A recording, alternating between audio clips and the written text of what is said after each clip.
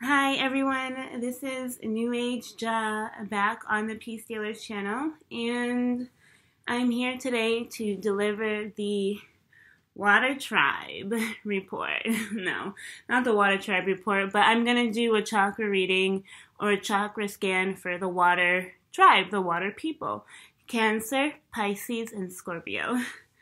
So, I just ran up the stairs, so I'm a little winded. And I really wish that I could, I woke up like this, by the way.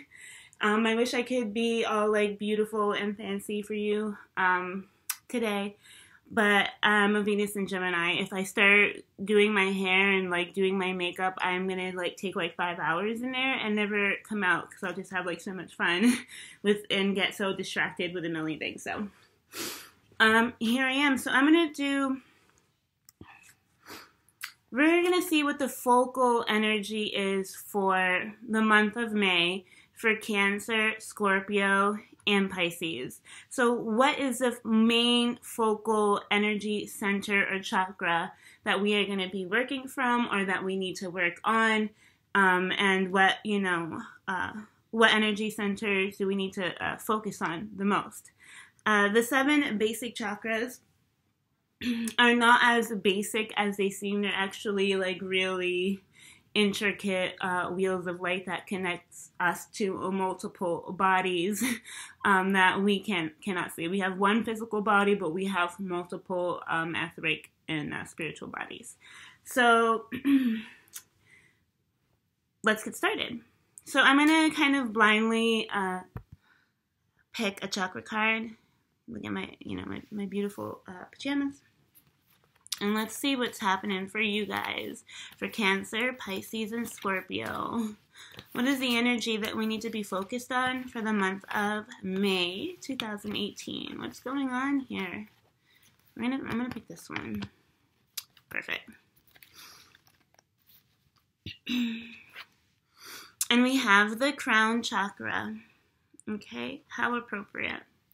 So the crown chakra is the 7th chakra, and the color is white or ultraviolet. I briefly explained this yesterday.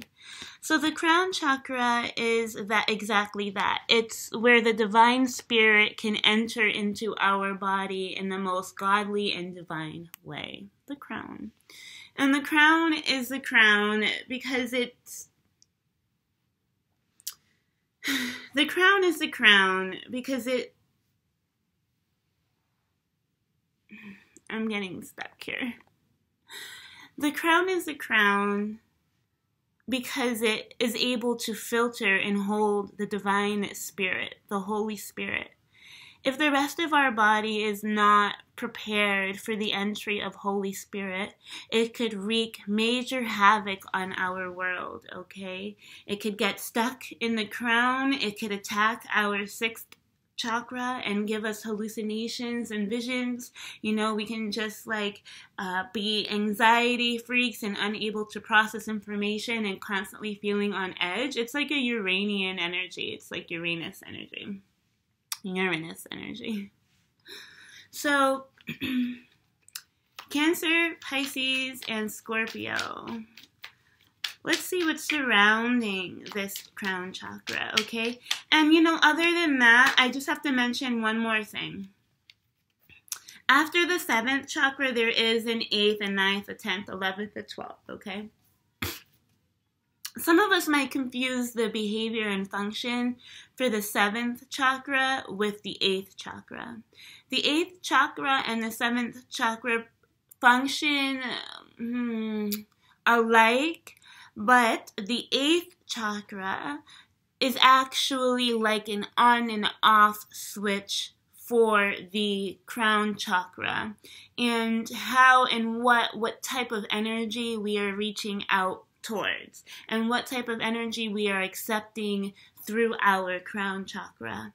So at the 8th chakra, it's a portal. It's a portal to other dimensions. It's a portal to, other universes. It's a portal to other realities. So depending on what we are allowing through the portal of the 8th is what we receive through the 7th. Okay? I'm giggly right now, so don't even mind me. It's okay. So I'm shuffling here. There's the Emperor. Pisces, Scorpio, Cancer, like, we are the shit, okay? I'm sorry. We are, okay, no, I need to be humble. We are it. And we are definitely sitting on the throne in the month of May. I don't even care. Look, we have the crown chakra, and then we have the emperor on his throne. And we know that nobody is throwing the emperor off of his throne. Like, the emperor is staying there, and no one is not saying anything, okay? Because we have the whole world in our hands, okay? So, with with power comes a lot of responsibility, right? Right. So just because we have authority and we have the ability to be in control and to create function and structure, right, and to be able to harness a massive amounts of power, it doesn't mean that we have permission to, like, recklessly use this upon other people, okay? It's like a bad X-Men character, like one of those, like, mutants who use their powers for bad. Okay? So are you, I'm not even going to ask you if you're good or bad. I'm going to assume that you are good and that you are using your powers for greatness. And, it depends on what you're channeling or what you're allowing through your 8th chakra. So if the 6th chakra is the perception of self, our projection screen, right? The 7th chakra is the entryway for spirit. The 8th chakra is the dimension, the dimensional chakra as to, what we're accepting. So, a good way to see how your 8th chakra is functioning is if it's ultraviolet or silver, then we know that your body is prepared to receive divine spirit. Your body, your chakra is set to a setting that allows divine spirit to come in. Now, if this 8th chakra is black, then that means that we are highly receptive to everybody else around us. And we're constantly absorbing energies from our surroundings. We're constantly absorbing other people's energies. And it's really important to be conscious of the state of the 8th chakra. What kind of ultra-dimensional information are you receiving, or are you just receiving and sucking in everybody's energy and information like a black hole? Okay, a good thing is to check in, look up at your 8th chakra. Is it silver? Is it ultraviolet? Is it black? If it's black, switch it to ultraviolet, okay? You can't go wrong there. So we have the Hanged Man. This is all about higher learning, patience, understanding that we do need a higher power to help, we do need the assistance or guidance and wisdom of a higher power. That just because we might be emperors and we sit on the throne doesn't necessarily mean that we may all be completely enlightened. Okay, so the Hanged Man is calling for a pause. The Hanged Man is causing or asking you to allow spirit to work through you, or to allow spirit to deliver a message to you. Okay, the Hanged Man is all about trying its hardest, or this man's on a journey and he's on his way, but all of a sudden he hits a roadblock. Boom. What is he gonna do? He has nowhere to go. But you know what? The Hanged Man believes in a divine power and source. So what does he do? He surrenders and chills and waits for God divine to move mountains. Okay? At the center here, we have the 5 of Wands, which is telling me that there's loads of creativity that's bubbling beneath the surface that definitely wants to burst through the crown chakra, or that wants to be expressed. Because the Hanged Man is here, it's telling, it's suppressing, not suppressing, but basically putting on hold the urge of the 5 of Wands. And it could be quite frustrating. But that's where the emotional and mental maturity comes from, especially mental maturity. The Emperor rules the solar plexus, axis, which is willpower. This is power, okay? In order to be an emperor, you must be able to control large amounts of power, again. And power doesn't always mean that you're acting on it, right? Or having to constantly remind everyone that you're all-powerful, right? It's also surrendering to a higher power in knowledge and showing your vulnerability. And this is like a true divinity. This is like, the Hanged Man is like the soul or the spirit without the skin of the emperor, okay? The Hanged Man is the soul and spirit of the emperor, and he is beautiful and blissful. Look at this this crown chakra around his head, this beautiful halo of light around his head. He is enlightened through surrendering through a higher power. The emperor, who knows better, knows that it must surrender to a higher power eventually. Okay? Let's continue. Thank you, Lord, for this opportunity to deliver messages for you.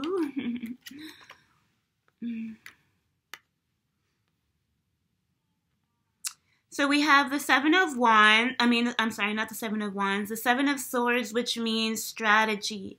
The Emperor must come up with a strategy, okay? The Emperor is an Aries energy. We are in Aries, even though we are talking about Scorpio, Pisces, and Cancer. There's a lot of fire energy going on right now, so this is why we are seeing it. But the Seven of Swords is all about creating a plan and being smart and tactile, okay? Moving in ways that, are not necessarily harmful to the other party, but are smart for your own safety, okay? And for possibly the safety of others, although it may not seem like it at first, okay? So this is moving in a stealth manner and behavior, being strategic and clear and careful, okay? And, moving away from any conflict just for the sake of keeping with the plan, okay? Just because someone comes in and stirs the pot and rings the bell and causes all this ruckus doesn't mean that you have to come off of your throne and take yourself out of your Buddhist meditative state of power. Doesn't mean you have to address this noise that's going on below the throne, okay? Look at the King of Wands over here looking at it. The King of Wands would check this in 2.5 seconds, okay? A Cancer, a Scorpio, and a Pisces in a more etheric, magical, and nice way will probably just dissolve this conflict. But a Cancer will go and snap, and a Scorpio will go and sting and handle business. And we have shells. And we back up Pisces if we need to, okay? Just know that we got you, Pisces, okay? We know you're softy. You're soft and fleshy, so we got you, okay? So the Emperor doesn't have to come off his throne to address this conflict here, all right? He needs to stick to his strategy, look at the problems or any, conflicts that are bubbling, look at it from a higher point of view, from a bird's eye view, and be strategic about it. Just because you don't speak up or confront the issue right away doesn't mean that you're a coward, okay? But it just means ultimately, because you are the Emperor, that you are smarter, okay? Let's continue. Yep, we have the Page of Wands here. So, it's a young energy, a young, feisty energy that wants to come in and maybe test you. Okay, this could be a child, a niece, a nephew, someone underneath your care who is just testing the boundaries and the limits. Yeah, it's definitely someone you care for, but you stand here, it's family. Because the King of Wands is a family man, okay? He's usually depicted as married and a family man. And we have the Two of Cups, which is telling me it's someone of the family or someone that you're in a relationship with or someone that you really hold an endearment to that might just kind of cause conflict with you or might stir the pot a little bit just to see what you're about. They might not mean too much harm by it, you know what I mean? But it could be it could be a little annoying to the Emperor. But Emperor, you can lighten up. You can be a little stubborn and rigid at times, but you have the King of Wands within you, which again is the family man and who can lighten up and knows how to have fun. I mean, hello, you're the king of creativity. So, I've been confusing myself with this spread. I don't know why, but I'm just going to keep it going. So, at the bottom here, I'm going to do two more. Oh, this the third one wanted to come out. I'm just going to take it out just so you can see. I'm going to lift it up this a little bit. Yep, okay, so it definitely is Scorpio. You showed up here at the bottom.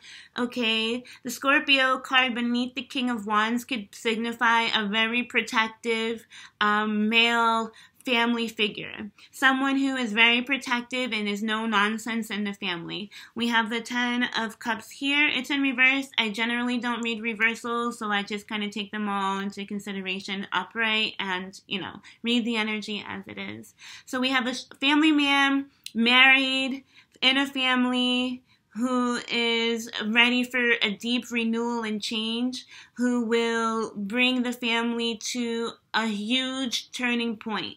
Okay, someone within the family is going to stir up major change, okay, and really bring family issues, family disturbances to a conclusion, okay? We have the Eight of Swords here, which means that the family or the Emperor has closed his eyes to the situation for far too long.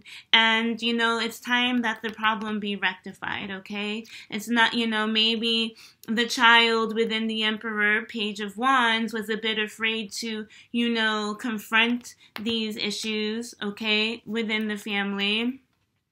So they always resorted to more tactile, sneaky ways of behavior. Hey, we don't all get to the throne by the same course, you know what I mean? But I'm not saying that's right. And, you know, close their eyes off to, you know, what could have been true foundational security issues here at the bottom. But, I mean, just because, you know, not, you know, it's like rising from the bottom to the top. And you're at the top, but somehow you still have foundational insecurities, okay? It's like Will Smith said. He said, even though he's a wealthy man or whatever, he still has, like, that poverty fear. He still becomes stricken by the fear of poverty, although he hasn't been in poverty for a really long time.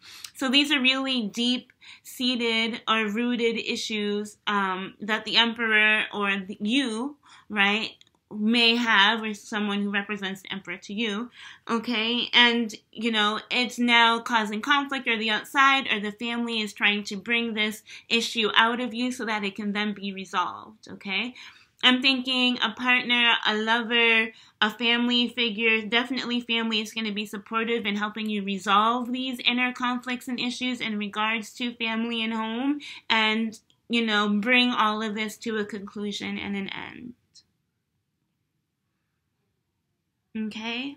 So, although one is almighty and powerful, doesn't mean that we know it all. Doesn't mean that we still don't have wounds that we, you know, need to be healed. Doesn't mean that we aren't able to give a listening ear, okay, and actually listen to what is being told to us by the people who love us, okay? Doesn't mean that we can't take corrective criticism, okay, and listen to the ideas of others and those around us who care, okay? This is everyone, you know, in the mesh, fiery energy. Everyone's kind of talking and fighting at the same time, but it's not vicious, okay? And it's calling your attention to something that you are holding very close to, something that you're holding on to very closely, okay? And this could be very well a family member who is ready to move on. Or a family issue that you need to move away from, okay? And, you know, you might walk away from this feeling like the King of Wands, and for some, the Emperor to the King of Wands might seem like a downgrade, but ultimately it's not. What did I say the Hanged Man was? The Hanged Man is basically the spirit and the soul of the Emperor, which is vulnerable and which is able to kneel and to be humble before something greater than itself, which then, mixes it with a little bit, makes it a little bit softer, makes a little bit more of a softer human being, mixes with water, okay? The Two of Cups and the Ten of Cups and the King of Wands and the Death card as a Scorpio water card. This Emperor is learning to integrate the water element into his being, okay?